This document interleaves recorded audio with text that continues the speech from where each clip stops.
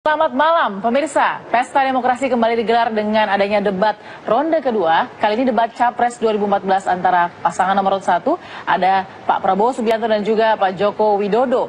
Nanti akan dimulai, tapi sebelumnya saya juga akan memperkenalkan, saya tidak sendiri di sini, sambil menemani Anda melihat bagaimana serunya atau lebih serunya lagi adu visi misi program tentang pembangunan ekonomi dan juga kesejahteraan sosial. Sudah ada Pak Kwik Kiangi, pengamat ekonomi kita. Selamat malam Pak Kwik. Malam. Lalu kemudian ada Mas Romi Hurmuzi dari tim pemenangan Prabowo Hatta. Selamat malam Mas Romi. Malam. Ada juga Pak Yasraf Amir Puliang, pengamat semiotika politik. Selamat malam Pak Yasraf. Malam, Pak Kris. Nah, kalau dilihat dari kemarin sudah seru, hari ini pasti, malam ini pasti diharapkan lebih seru lagi dari kemarin, lebih real lagi, lebih konkret lagi yang dilihat untuk pilihan bagi rakyat Indonesia. Kita juga akan melihat bagaimana profil dari kedua calon presiden nomor urut 1 dan 2 ini. Kita lihat liputannya.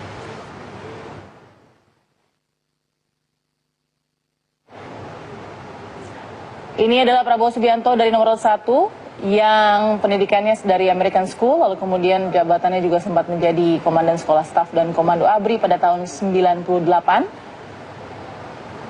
Dan juga sebagai Panglima Komando Cadangan pada tahun 98 dan Komandan Jenderal Komando Pasukan Khusus tahun 96 sampai 98. Jabatan lainnya adalah sebagai Ketua Umum HKTI periode 2010 hingga 2015, Komisaris Perusahaan Migas Karazhanbus Munay di Kazakhstan, Presiden dan CEO PT Nusantara Energi, Migas, Pertambangan, Pertanian, Kehutanan, dan PULP, Jakarta, Indonesia.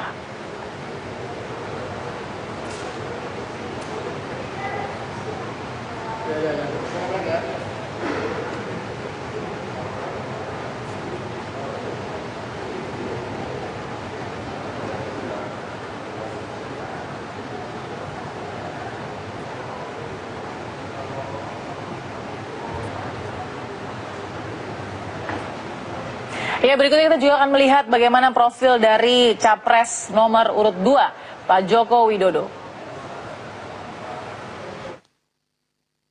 Lahir di Surakarta 21 Juni tahun 61, pendidikan SDN Solo, lalu kemudian SMP juga sampai SMA di Solo. Jabatannya menjadi Gubernur DKI Jakarta dari tahun 2012 hingga sekarang, meskipun sudah nonaktif, cuti, maksud kami. Lalu kemudian jabatan juga sebagai Ketua Bidang Pertambangan dan Energi Kadin Surakarta pada tahun 92 hingga 96. 90, pendiri Koperasi Pengembangan Industri Kecil Solo.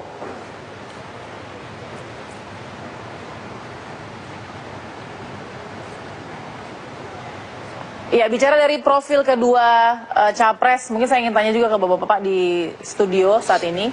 Dari profil dulu Pak Kwik, mungkin bisa dilihat sebenarnya background soal ekonomi, menuju ke kebijakan ekonomi yang akan segera dibuat, seperti apa?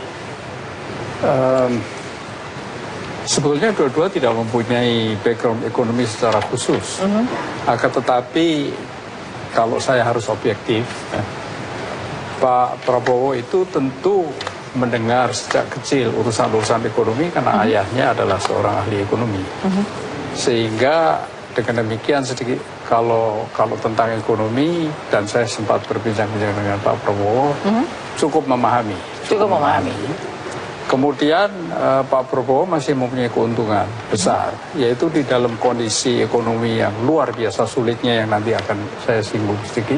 Luar biasa sulit ya Pak Kwik ya? Kondisi ekonomi kita itu luar biasa sulitnya, dan dalam kondisi yang seperti ini, demokratisasi yang kebablasan, ini dibutuhkan orang-orang yang, dibutuhkan seorang presiden yang sangat tegas. Bahkan kalau tergantung saya, pemerintahnya harus dengan tangan besi. Nah, dalam hal ini Pak Prabowo mempunyai pengalaman. Itu background Pak Prabowo. Kalau Pak Jokowi sendiri bagaimana background? Pak Jokowi mempunyai kekuatan menyelesaikan masalah dengan cara makan bersama, yang menyita banyak waktu, dan itu sangat cocok untuk wali kota Solo.